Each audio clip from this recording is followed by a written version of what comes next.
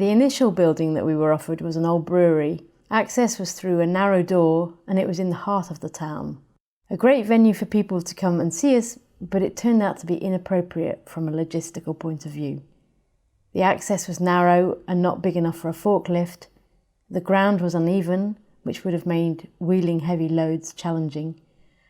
And we ended up losing our first harvest due to damp in the building. Next time, we went for a modern industrial unit with 4 square walls and a level floor, and a large flat forecourt with parking. It was well sealed, an important requirement to keep out vermin. We filled in any holes bigger than pencil thickness to keep the furry creatures out.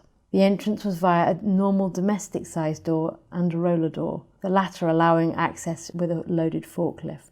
Here is a model of the Grown in Totnes unit showing the layout and the flow between the different sections. The crop storage, processing, bagging area, and then storage of the end products. It was a tight space to manoeuvre a forklift in. The equipment went around the walls in order to make it closer to the electrical points. This made it a cheaper option too.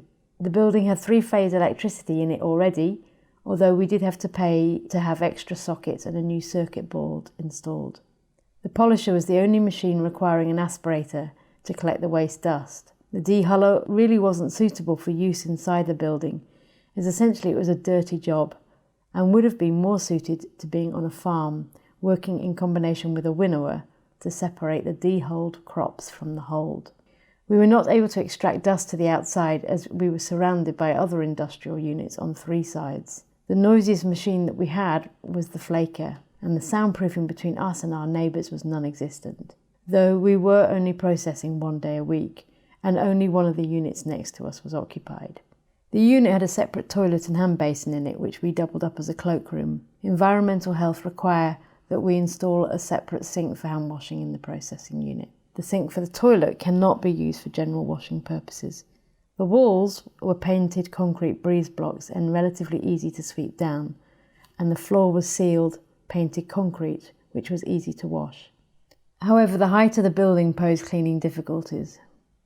There was a mezzanine above the toilet and fire escape, which we used to store sacks of crops. The environmental health officer asked us to build a railing structure around it to help prevent people falling off.